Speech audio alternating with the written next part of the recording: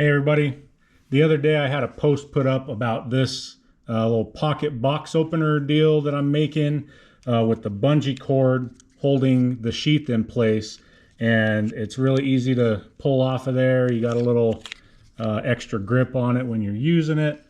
When I first made it, I had a little knot and a tail and the heat shrink wrapped around it right here. I wasn't really too much of a fan of it. So I asked for some suggestions and I got a couple different answers, and what I ended up going with was some non-insulated butt connectors, and I'll show you how I put that together with this one right here.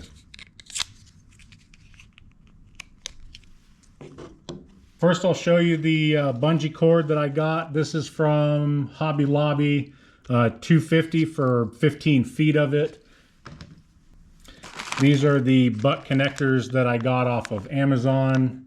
I don't know if you can see that too well, but we'll go over them. I'll put links to this stuff so that you can pick it up as well. This is the non-insulated connector crimper that I got off of Amazon as well. I can't even pronounce that name on there, but again, I'll put a link to it as well.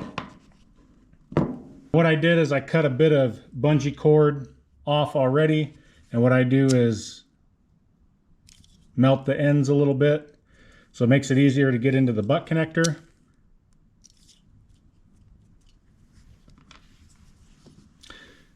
And we'll go ahead and take one end and put it in there, and these are automatic open. And so I've got the butt connector in right now. I'll just put the bungee cord in there and just crimp it down, and it puts a nice indent on there, and that's not coming out. And then we'll loop it through the back end of the box cutter with our heat shrink on there as well. Put the other end in there,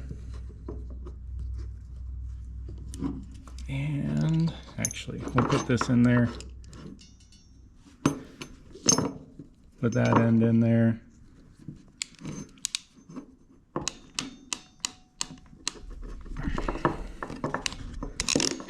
And they're crimped on there. And then the heat shrink just goes over.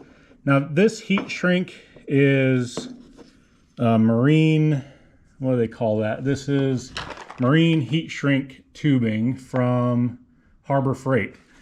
And when you melt this, it's got an adhesive in there too. And I'll show you the only thing that I don't like about that once this is all shrink on there. So once it's all heat shrink, that adhesive starts coming out or melts onto the bungee cord. But when you stretch out the bungee cord, it leaves behind that residue right there. You can kind of see that. Now, you can get other heat shrink and it won't have the adhesive in it. It's very easy to use, but that's it. If you have any questions, again, I'm gonna put links to this stuff. I'll do a write-up on it, put it up on my website or whatever. So, thanks for checking out the video, and we will see you on the next one.